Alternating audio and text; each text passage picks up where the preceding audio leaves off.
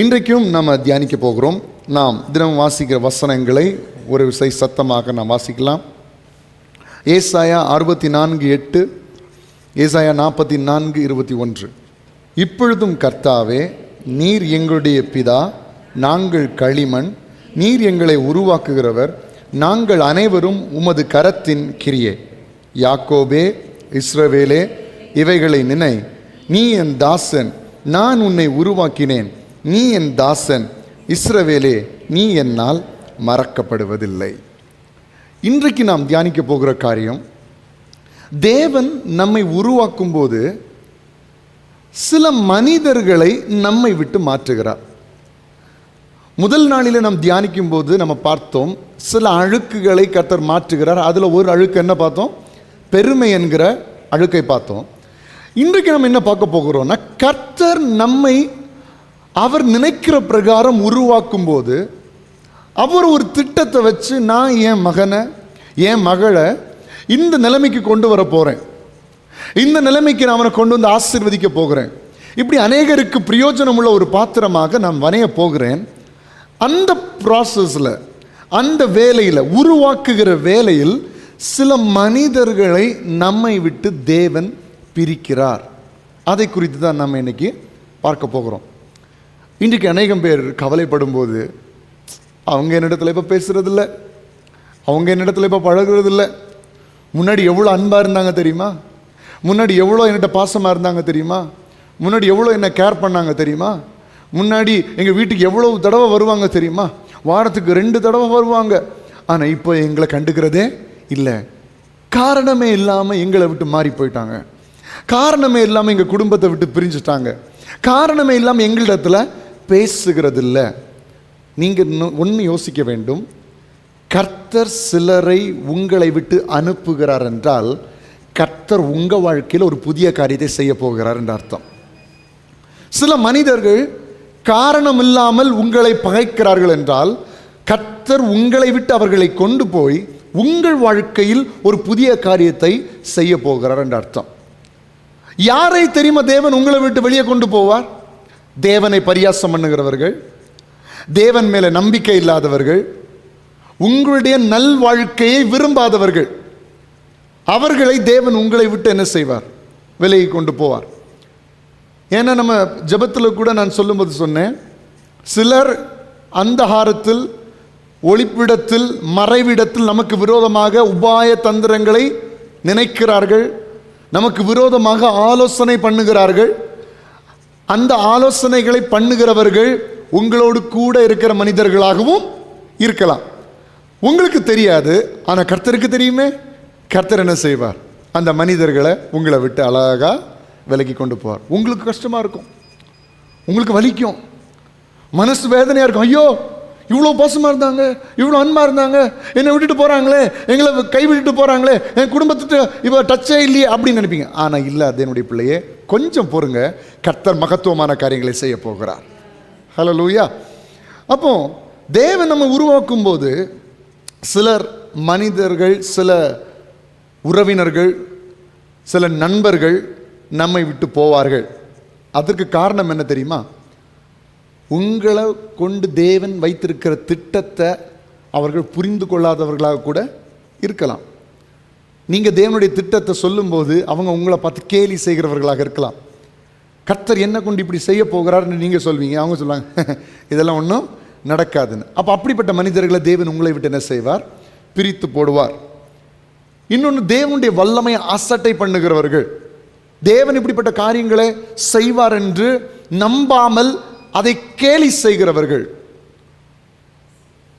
ஆண்டவரை பார்த்து பரியாசம் பண்ணுகிறவர்கள், ஆண்டுடைய செய்கைகளை பரியாசம் பண்ணுகிறவர்கள் நம்முடைய குடும்பத்தில், நம்முடைய உறவுகளில் இருக்க தேவன் அனுமதிக்க மாட்டார்.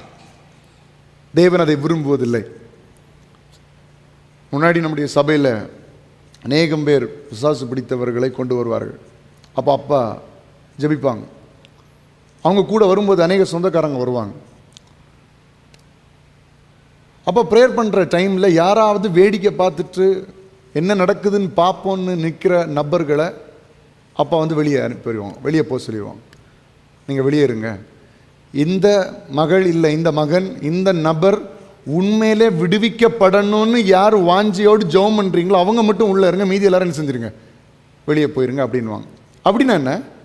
வேடிக்கை பார்க்கிற மனிதர்கள் இருக்கிற இடத்துல, பரியாசம் பண்ணுகிற மனிதர்கள் இருக்கிற இடத்துல தேவன் கிரியை செய்ய முடியாது. முதல்ல அவங்கள வெளியே அனுப்பிட்டு தான் தேவன் என்ன செய்கிறார்? கிரியை செய்ய ஆரம்பிக்கிறார். என்னுடைய அப்பா அதில் மிகவும் கடினமாக இருப்பார்.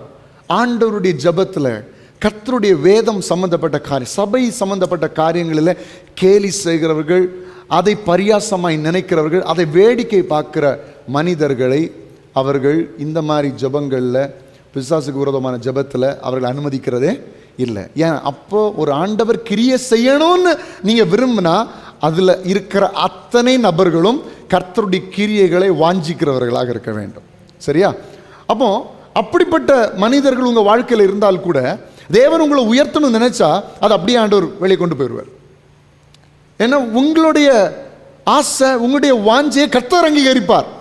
ஆனால் இந்த பரியாச உதடு உள்ள மனுஷன் என்ன செய்ய மாட்டான்? அங்கீகரிக்க மாட்டான். உங்களுக்கு வெளியே அனுப்பவும் முடியாது, உங்களுக்கு தெரியவும் தெரியாது இவங்க பரியாச உதடுள்ள மனிதர்கள் என்பதை. கர்த்தர் பார்த்து அவர்கள் என்ன செய்கிறார்? வெளியே அனுப்புகிறார். நம்முடைய நல் வாழ்க்கையை விரும்பாதவர்கள், நம்ம நல்லா இருக்கணும்னு விரும்பாதவர்களையும் கர்த்தர் நம்மை விட்டு என்ன செய்கிறார்? ஃபில்டர் பண்ணுறார். ஏன்னா கர்த்தர் நம்மளை உருவாக்கி ஒரு நல்ல லெவலில் வைக்கணும்னு விரும்புகிறார்ல. அப்போ அதுக்கு விரும்பாத எந்த மனிதர்களையும் கர்த்தர் உள்ள நுழைய விடுவது இல்லை. இப்படிப்பட்ட ஜனங்களை எல்லாம் கர்த்தர் என்ன செய்கிறார்? எடுத்து மாற்றுகிறார். இப்போ எப்படிப்பட்ட மனிதர்கள் நம்மோடு கூட இருக்கிறாங்க என்பதை நீங்கள் பார்க்கணுன்னா, சங்கீதம் 41 சங்கீதத்துக்கு நம்முடைய வேதாமத்தை திருப்போம். அவன் எப்பொழுது சாவான், அவன் பேர் எப்பொழுது அழியும் என்று என் சத்துருக்கள் எனக்கு விரோதமாய் சொல்லுகிறார்கள். ஹலோ, இருக்கீங்களா? கர்த்தருக்குள் நான் இருக்கிறேன் என்று சொல்கிறோம் மட்டும் கரங்களை உயர்த்தி ஹல்லேலூயா. கர்த்தருக்குள் இருக்கிறேன், நெத்திரன்னு சொல்லல, கர்த்தருக்குள் இருக்கு. அப்போ இங்கே என்ன சொல்லுது வசனம்? கர்த்தாவே என்ன, அவன் எப்பொழுது சாவான், அவன் பெயர் எப்பொழுது அழியும் என்று என் சத்துருக்கள் எனக்கு விரோதமாய் சொல்லுகிறார்கள். 6ஆம் வசனத்தை பாருங்க. ஒருவன் என்னை பார்க்க வந்தால் வஞ்சனையாய் பேசுகிறான். வஞ்சனைனா என்ன? உள்ள ஒரு குணத்தை வச்சுட்டு வெளியே ஒரு விதமாக பேசுகிறான். அதான் வஞ்சனையாக பேசுகிறான். அப்போ ஒருத்தன் என்ன, ஐயோ பாவம்னு பார்க்க வந்தா உள்ளுக்குள்ள ஹீ ஹீ ஹீன்னு செஞ்சுட்டு இருக்கான்.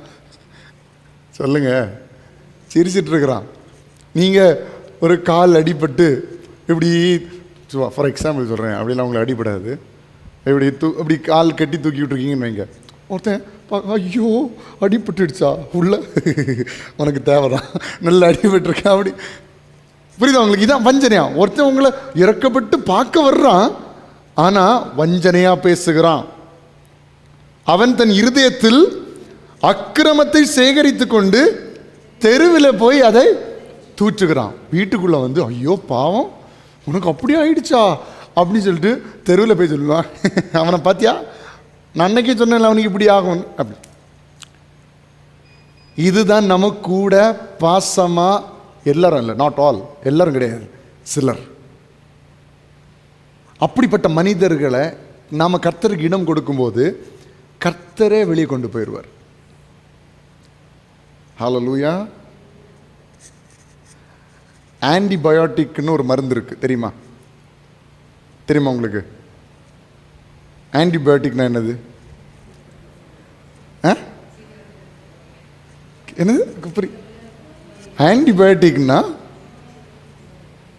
ஆன்டிபாக்டீரியல் ஃபங்க்ஷன் உள்ளதான் என்னது? ஆன்டிபயோட்டிக். அப்போ நம்ம சரீரத்தில் ஒரு கிருமி இருக்குன்னா இந்த ஆன்டிபாக்டீரியல் இந்த மருந்து உள்ளே போகும்போது அந்த கிருமி என்ன செஞ்சிடும்? அழிச்சிரும். இப்போ நம்ம வாழ்க்கையில் நம்ம குடும்பங்களே நிறைய கிருமி இருக்கும், நமக்கு தெரியாது. உங்கள் மைண்ட் வாய்ஸ் கேட்டால் நான் தான் அந்த கிருமி அப்படி இல்லை இல்லை. நமக்கு வாழ்க்கையில் நம்ம குடும்பங்களில் அநேக கிருமிகள் இருக்கும், நமக்கு தெரியாது. அது சில இடங்களில் சில ஃபேமிலி ஃபங்க்ஷனில் வெளிப்படும். சில திருமண வீடுகளில் வெளிப்படும். வீடு பால் காய்க்கும் போது வெளிப்படும். பிள்ளைக்கு ஃபர்ஸ்ட் பர்த்டே எடுக்கும்போது வெளிப்படும். சில இறந்த வீடுகளில் கூட வெளிப்படும் இந்த கிருமிகள். சரிங்களா? உங்களுக்கு தெரியாது யார் கிருமின்னு. ஆனால் இயேசு என்கிற ஆன்டிபயோட்டிக், தேவன் என்கிற அந்த மருந்து, பரிசுத்த ஆவியானவருடைய உருவாக்குதல் என்கிற மருந்து நம்முடைய வாழ்க்கையில், நம்முடைய சரீரத்தில், நம்முடைய குடும்பத்தில் வெளிப்படும் பொழுது நமக்கு தெரியாமல் இருக்கிற இந்த கிருமிகள் எல்லாம் கர்த்தர் வெளியெடுத்து போட்டுருவார். ஏன்னா உங்களுக்கு தெரியாது, நம்ம பாவம், நம்ம இன்னசென்ட்டாக இருப்போம். சில இடங்களில் யார் உண்மையில நம்மளை நேசிக்கிறான்னு நமக்கு தெரியாது, யார் நம்மளை உண்மையில பகைக்கிறான்னு நமக்கு தெரியாது. நம்ம எல்லாரையும் கண்மூடித்தனமா நம்பிட்டு இருப்போம், எல்லாரும் சொல்றதையும் கேட்டுட்டு இருப்போம். கர்த்தருக்கு மட்டும்தான் தெரியும் யார் உன்னை உண்மையா நேசிக்கிறா, யார் உன்னை உண்மையா அன்பு செலுத்துகிறா, யார் உனக்கு விரோதமா பிளான் பண்ணிட்டு இருக்கிறான்னு ஆண்டவருக்கு மட்டும்தான் தெரியும். அப்ப நீ பரிசுத்த ஆவியானவரை நான் உருவாக்கட்டும், அவர் என்ன மெருகேற்றட்டும், அவர் என் வாழ்க்கையை மாற்றட்டும் என்று அவருடைய சமூகத்தில் நீ உன்னை தாழ்த்தி ஒப்பு கொடுக்கும் பொழுது உனக்கு தெரியாமல், உங்களுக்கு தெரியாமல், உங்க குடும்பங்களில் செயல்பட்டு கொண்டிருக்கிற, உங்களுடைய வாழ்க்கையில் செயல்பட்டு கொண்டிருக்கிற அந்த கிருமிகளை, அந்த மனிதர்களை தேவன் எடுத்து விலக்கி போடுவார். இதுதான் உருவாக்கும் போது கர்த்தர் செய்கிற ஒரு மகத்தான காரியம். ஹல்லேலூயா.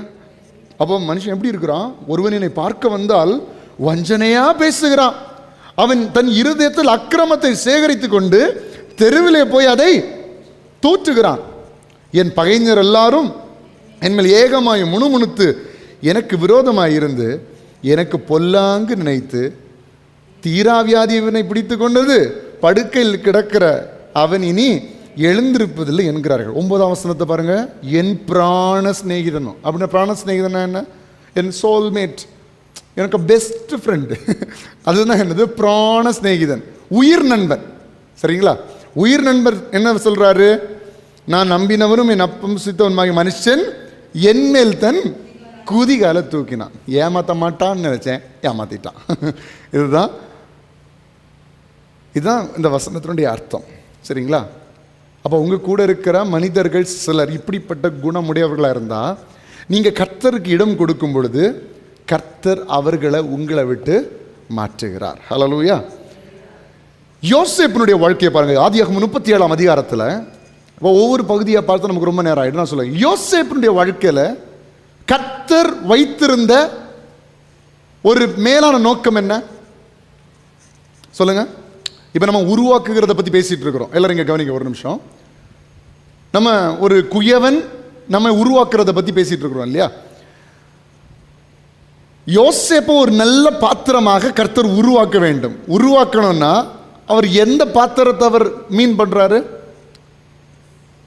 எகிப்து தேசத்தில் ஒரு அதிகாரியாக யோசேப்பை, அந்த டிசைன், அதான் அந்த பாத்திரம்.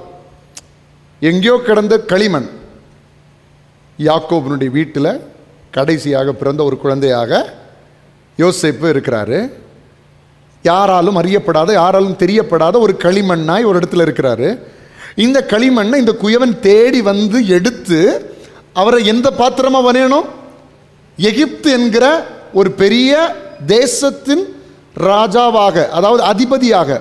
ராஜா சொல்லுகிறான், எல்லாமே நீ பார்த்துக்க, சிங்காசனத்தில் மட்டும், பேரில் மட்டும் ஒரு அரச மாதிரி இருப்பேன், நீ எல்லாத்தையும் பார்த்துக்கோ அப்படிங்கிற மாதிரி சொல்லுகிறார்.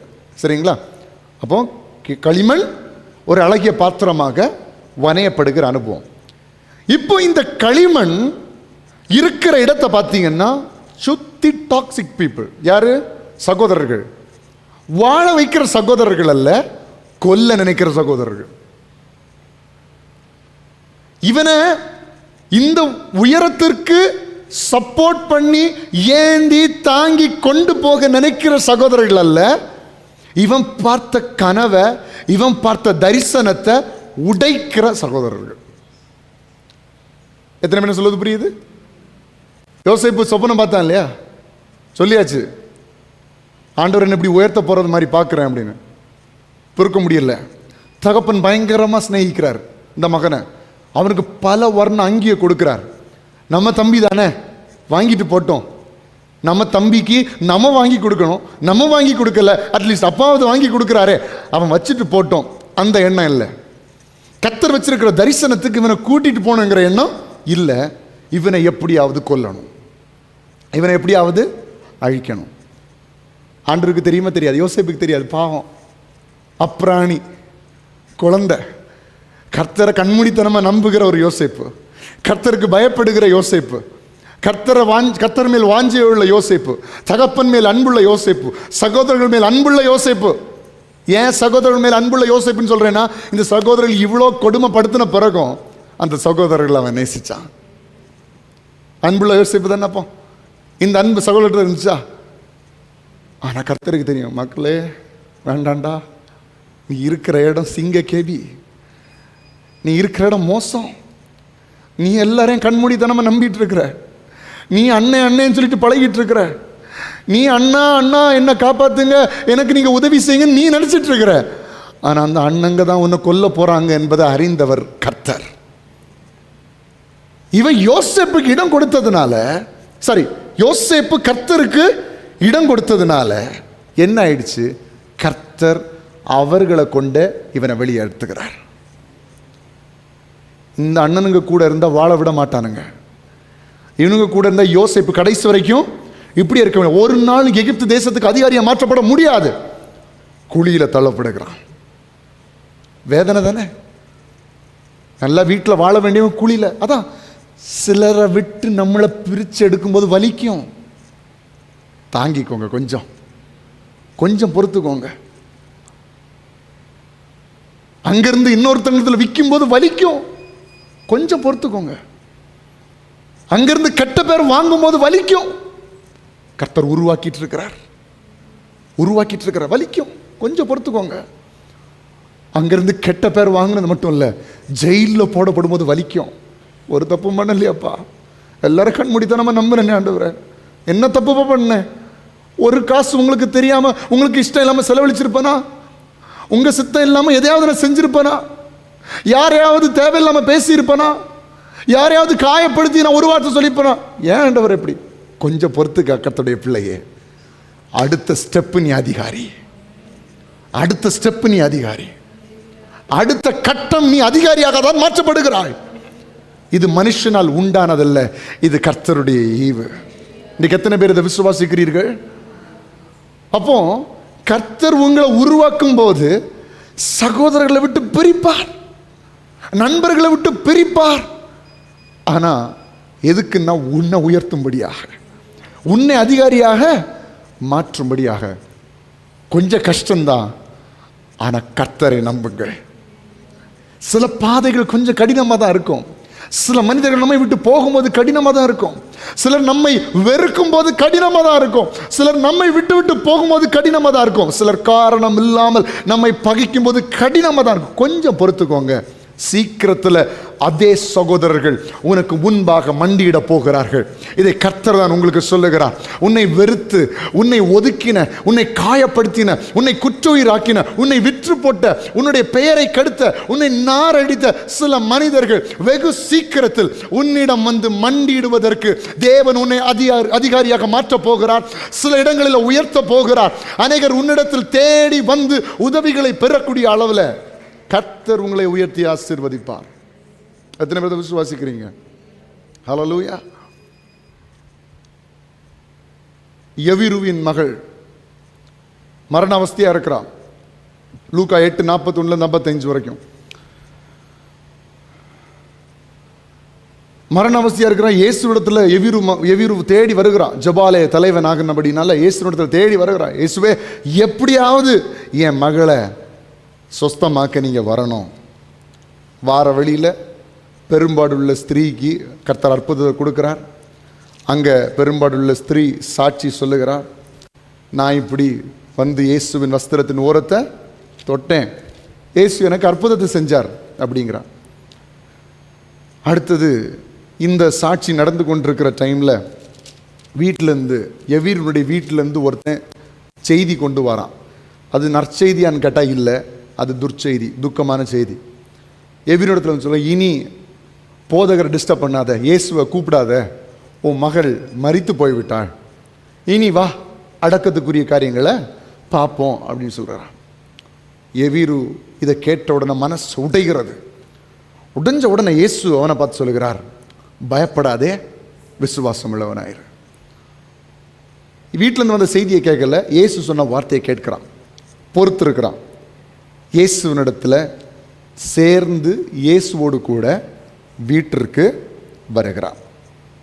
வீட்டிற்கு வரும்போது எல்லாரும் மரித்து போனாள் என்று சொல்லி அழுது கொண்டிருக்கிறார்கள். என்ன செஞ்சிட்டு இருக்கிறாங்க? மரித்து போனாள் என்று அழுது கொண்டிருக்கிறார்கள்.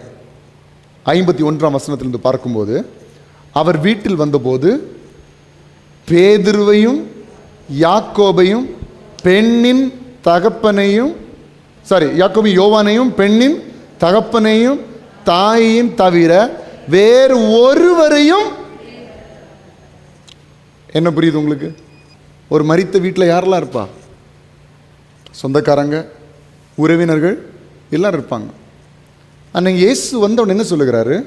பேதுரு, யாக்கோபு, யோவான், பெண்ணின் தகப்பன், பெண்ணின் தாய் தவிர வேறு ஒருவரையும் உள்ள வர விடல. ஹல்லேலூயா.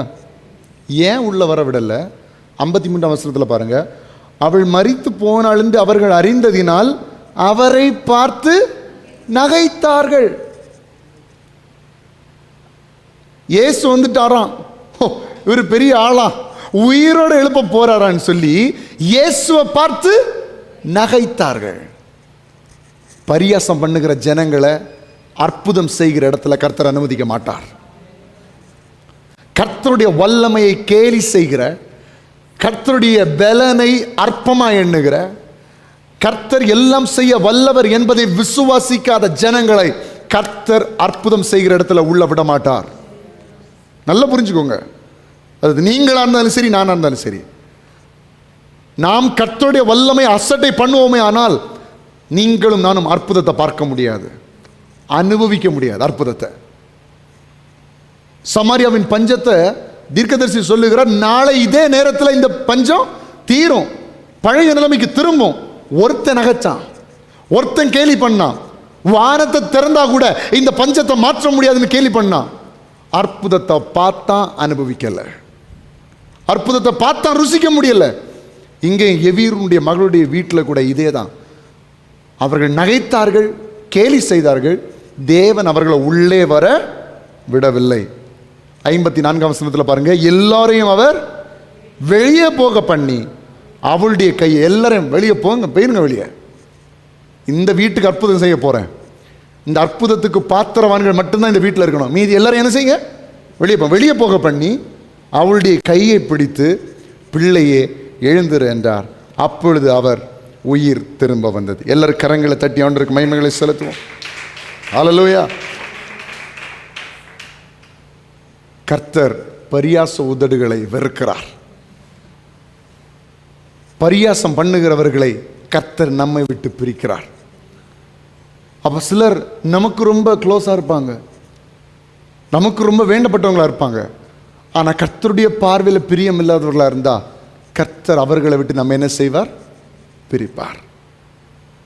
கொஞ்சம் கஷ்டம்தான், கொஞ்சம் வேதனை தான். ஐயோ, இவ்வளோ வருஷம் பழகிட்டோமே, இவ்வளோ வருஷம் சந்தோஷமாக இருந்தோமே, இவ்வளோ வருஷம் எங்களை நேசித்தாங்களே, இவ்வளோ வருஷம் எங்களுக்கு உதவி செய்தாங்களே.